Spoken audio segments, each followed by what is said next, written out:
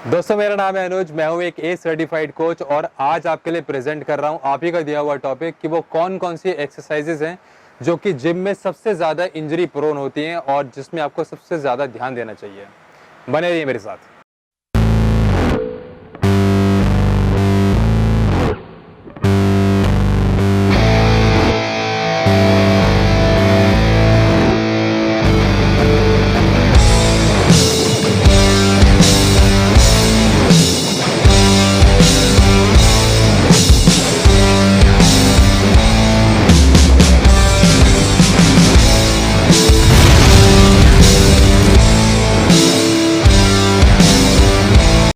Welcome back दोस्तों, सबसे पहले तो मुझे बड़ी हैरानी होती है जब आप लोग ये चीज़ लिखते हो कि जिम के अंदर कौन कौन सी एक्सरसाइज सेफ नहीं होती है। अगर आपको मैं बताऊं तो जिम सबसे ज़्यादा सेफ जगह है एक्सरसाइज करने के लिए और जिम के जितने भी एक्सरसाइज होते हैं उसमें आइडियली कोई भी इंजरी आपको होनी नहीं चाहिए, क्योंकि जिम के अंदर आप स्पोर्ट्स खेलने नहीं जाते हैं, जिम के अंदर आप करने जाते हैं एक्सरसाइज। अगर हम बात करें स्पोर्ट्स की, हम लोग बात कर लेते हैं क्रिकेट की। क्रिकेट में स्पॉन्टेनियस मूवमेंट होते हैं, सडन मूवमेंट होते हैं जो कि पहले से स्क्रिप्टेड नहीं होते, इसलिए इंजरी का चांस ज्यादा है। फॉर एग्जाम्पल, आप जब बैट्समैन ने एक बॉल मारा तो कुछ पता नहीं किस डायरेक्शन में जाएगा, कैसे प्लेयर डाइव मारेगा, इसलिए सडन मूवमेंट के हिसाब से चांसेस ज्यादा है कि किसी फॉर्म का इंजरी हो पाए। लेकिन हम बात कर रहे हैं जिम की। यार, आपको अगर पहले से पता है कि आपने बाइसेप्स कर्ल करना है तो बाइसेप्स कर्ल आपने ऐसे ही तो करना है। बाइसेप्स की रॉड कहीं से उड़ती हुई तो नहीं आएगी ना कि आपको फिर कैच करनी है और अचानक से आप स्टार्ट हो जाओगे, नहीं ना। इसलिए बड़ी हैरानी वाली बात है जब आप ये चीज बोलते हो और लिखते हो कि जिम के अंदर कौन कौन सी एक्सरसाइजेस सेफ नहीं है। मेरे दोस्त, अगर आपको करेक्ट टेक्निक पता है, करेक्ट फॉर्म पता है, जिम की सारी एक्सरसाइज सेफ है। वो सिर्फ तब सेफ नहीं है जब आप क्या करते हैं, आप करते हैं ईगो लिफ्टिंग। सबसे पहली चीज अपने दिमाग में अच्छे से क्लियरली बिठा लो, चाहे वो शोल्डर इंजरी है, चाहे वो बैक इंजरी है, चाहे वो लेग इंजरी है, मैं कह रहा हूँ XYZ कोई भी इंजरी है, जिम में इंजरी सिर्फ तब हो सकती है जब आप अपनी ईगो को सेटिस्फाई करने के लिए एक्सरसाइज करते हैं, ना कि अपने टारगेट के लिए एक्सरसाइज करते हैं। और इसी कॉन्टेक्स्ट में मैं आपको बता देता हूँ वो सारी की सारी एक्सरसाइज जहां पर आप अपनी ईगो को सेटिस्फाई करने के लिए सबसे ज्यादा जोर लगाएंगे। सबसे पहले आता है आपका लेग प्रेस, और उसका रीजन ये है बिकॉज लेग प्रेस में आपके नंबर्स थोड़े से ज्यादा हो जाते हैं। आप बाइसेप्स कर्ल में तो आप जिंदगी भर जोर लगा लो, चाहे कुछ भी खा लो, चाहे कुछ भी पी लो, 100 kg भी आप बाइसेप्स कर्ल में नहीं लगा सकते, तो आप सोशल मीडिया पर कभी बहुत ज्यादा नंबर पोस्ट नहीं कर पाएंगे। लेकिन लेग प्रेस में क्या होता है कि आप ज्यादा नंबर्स में चले जाते हैं, इसलिए आप ज्यादा ईगो लिफ्टिंग लेग प्रेस में करना स्टार्ट कर देते हैं, ये देखकर कि किसी आपके दोस्त ने। अब उसमें भी क्या होता है, अब आजकल नया एक थोड़ा ट्रेंड है कि केजी की जगह यूज होता है LB, क्योंकि अगर आप 100 kg लिखोगे तो थोड़ा कम लगेगा, आप लिखोगे 220 LB तो ऐसा लगेगा कि पता नहीं आपने क्या उठा लिया। और यही एक रीजन है कि सबसे ज्यादा इंजरीज आप अगर देखोगे, सबसे ज्यादा इंजरी की आप अगर वीडियो देखोगे यूट्यूब के ऊपर, आपको देखने को मिलेंगे लेग प्रेस में। कहीं तो क्या होता है कि लोग लेग प्रेस मशीन के ऊपर वेट के साथ साथ उसमें लोग झूल रहे होते हैं। अरे मेरे भाई, पार्क में जाके झूला झूल लो यार, क्यों लेग प्रेस के ऊपर झूलते हो हैं। सबसे पहली एक्सरसाइज जो मेरे हिसाब से, दोबारा बता दूं, अगर आप करेक्ट टेक्निक से करोगे जिंदगी में आपको इंजरी नहीं हो सकती। आप अगर ईगो लिफ्टिंग नहीं करोगे जिंदगी में आपको इंजरी नहीं हो सकती। इंजरी होती है बिकॉज आप लेग प्रेस में गलत टेक्निक से ईगो लिफ्टिंग नंबर के चक्कर में करते रहते हैं। इसी के साथ मूव ऑन करते हैं हम लोग दूसरी एक्सरसाइज में जहां बहुत ज्यादा इंजरीज देखने को मिलते हैं, वो है डेड लिफ्ट। उसका भी रीजन यही है बिकॉज आपको बड़ा मजा आता है अपने डेड लिफ्ट के नंबर्स को सोशल मीडिया पर दिखाने में। आपको सेटिस्फेक्शन खुद को नहीं दिखाने कि आप कितने अच्छे फॉर्म से 70 किलो की डेडलिफ्ट उठा रहे हैं, आपको सोशल मीडिया पर यह दिखाना है कि आपने 200 किलो की डेडलिफ्ट उठा ली। चाहे आपका फॉर्म वाहियात हो, उस फॉर्म का कोई सेंस नहीं बने। ये एकदम प्रैक्टिकल चीज है और ये एकदम इम्प्रैक्टिकल चीज है आपके लिए, बिकॉज आप अगर 200 किलो की डेडलिफ्ट उठा भी रहे हैं, मेरे भाई, कोई कंपटीशन नहीं जीत पाओगे, कोई सर्टिफिकेशन नहीं लेके आ पाओगे। लेकिन अगर इनकरेक्ट टेक्निक से डेडलिफ्ट मार लोगे 200 किलो की, तो पूरी जिंदगी हेरिडिटेड डिस्क लेकर घूमते रहोगे। आपको भी बता दूं, हेरिडिटेड डिस्क ऐसी चीज है, उसका दर्द हो सकता है कि आपका जिंदगी में एक्सरसाइज के थ्रू चला जाए, आपने अपना कोर के ऊपर काम कर लिया, आपकी हेरिडिटेड डिस्क का दर्द कम हो गया, लेकिन हेरिडिटेड डिस्क इरिवर्सिबल होती है, वो कभी भी ठीक नहीं हो पाता है। ये बात मैं नहीं बोलूंगा, कोई भी अगर आपका फिजियोथेरेपिस्ट जान पहचान में है आप उनसे पूछ सकते हैं।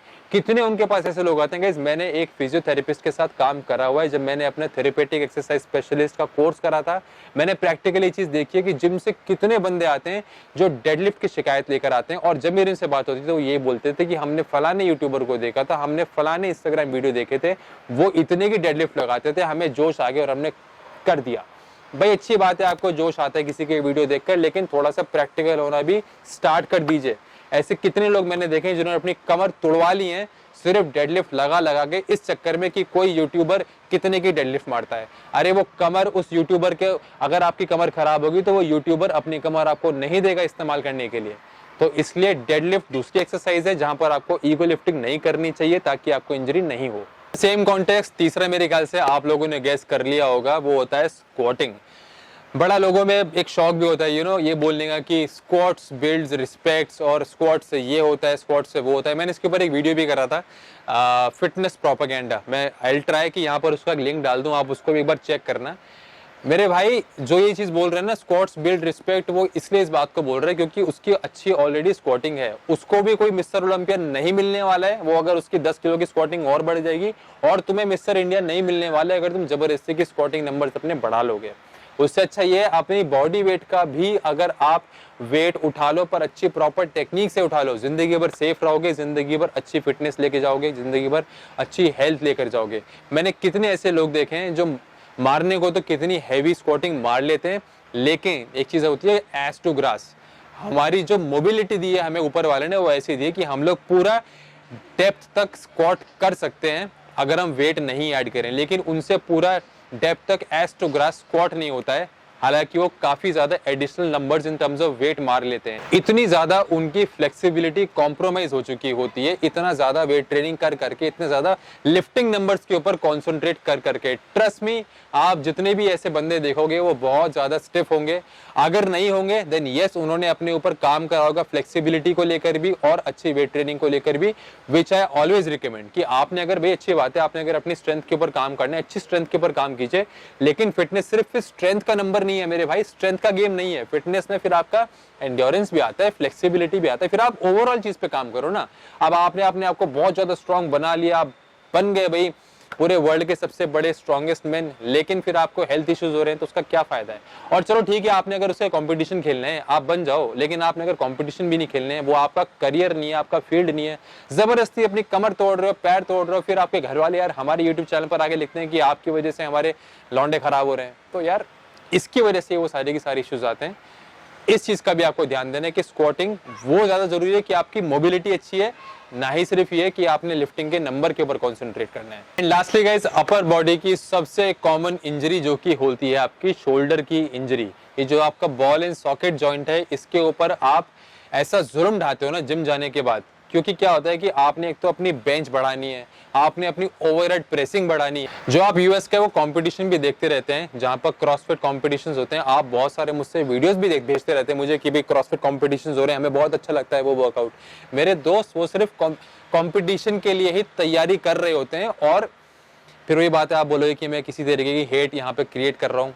मेरे भाई जो उस लेवल पर जाकर कॉम्पीट करते हैं वो तरह तरीके के बहुत सारी चीजें इस्तेमाल करते हैं, किसी चीज का नाम नहीं लूंगा फिर आपको बुरा लग जाएगा, लेकिन आप उनसे अलग हैं। आपको यार वे प्रोटीन लेने में आफत आ जाती है, क्रेटीन लेने में आफत आ जाती है, और आपने करना है उस लेवल का वर्कआउट जहां वे प्रोटीन क्रेटीन तो छुट्टू पुट्टू है, उससे कुछ है ही नहीं, और पता नहीं क्या क्या सामान चला रहे हैं। सो इसलिए इस कंपैरिजन में जाने कोई फायदा नहीं है। और जहां हम बात कर रहे हैं इस बॉल एंड सॉकेट जॉइंट की, सबसे ज्यादा जो मैंने इसमें इंजरी होती हुई देखी वो देखिए लेटरल रेज। मेरे भाई लेटरल रेजेस में 25-30 किलो के डंबल आप अगर उठाओगे तो एक ना एक दिन ये हाथ तो आपका हैंडपंप की तरह बनी जाएगा ना, ये तो भारी आएगा। लेटरल रेज में मुश्किल से 5 से लेके 7.5 किलो का डंबल उठ पाता है। बहुत अच्छी आपकी कंडीशनिंग है, 10 साढ़े 12 तक चला जाएगा प्रॉपर फॉर्म से आप करोगे।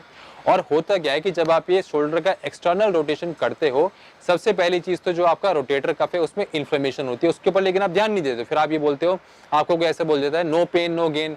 अरे दोस्त, वो जो पेन हो रहा है वो तेरे शोल्डर का पेन जो है वो इन्फ्लेम्ड है, शोल्डर अंदर से रोटेटर का इन्फ्लेम्ड है, वो अंदर से सिग्नल दे रहा है तेरे को कि यार आपको ज्यादा हैवी लेकर अब नहीं जाना, थोड़ा रेस्ट चाहिए। लेकिन आपने नो बेन नो गेन करने के चक्कर में फिर आप ऐसी जगह पहुंच जाते हो कि आपका बहुत ज्यादा शोल्डर में पेन होना स्टार्ट हो जाता है।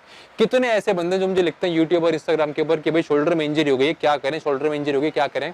आप कुछ नहीं कर रहे हो, सिर्फ फिजियोथेरेपिस्ट का इनकम बढ़ा रहे हो और कुछ नहीं, क्योंकि इसका सॉल्यूशन फिर वही है कि आपको फिजियोथेरेपिस्ट के पास जाके कुछ टाइम के लिए इसकी फिजियोथेरेपी करानी पड़ेगी और फिर उसके बाद भी तो लाइट वेट उठाओगे मेरे भाई। जब पता है कि वहीं पहुंचना है, लाइट वेट उठा के ही काम चलना है, तो क्यों ना शुरुआत से वो करो।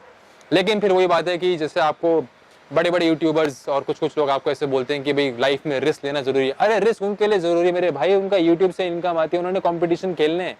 आपको क्या यूट्यूब से इनकम आती है? क्या आपको 200 किलो की जो आप डेडलिफ्ट मारते हो, स्क्वाटिंग मारते हो, उससे लाइक के अलावा कुछ मिलता है? अगर नहीं मिलता ना तो मत करना, it is not worth it. दोस्तों ये था इंजरीज के ऊपर वीडियो। फिर से आपसे रिक्वेस्ट करूंगा, मेहनत कर रहे हो, लास्ट वीडियो में आपने रिस्पांस दिखाया, सबने कमेंट करा, मेक श्योर करना है इस वीडियो पे भी उसी तरीके की मुझे एंगेजमेंट चाहिए, लाइक चाहिए सबका, कमेंट चाहिए मुझे सबका, तभी हम लोग इस अच्छी कम्युनिटी को ग्रो कर पाएंगे। आप सोचो यार कैसे कैसे बंदे कैसी कैसी कम्युनिटी ग्रो कर रहे हैं, कम से कम हमारी तो यार कितनी नीट एंड क्लीन कम्युनिटी है। आई एम श्योर कि हम लोग इससे ज्यादा ग्रोथ डिजर्व करते हैं।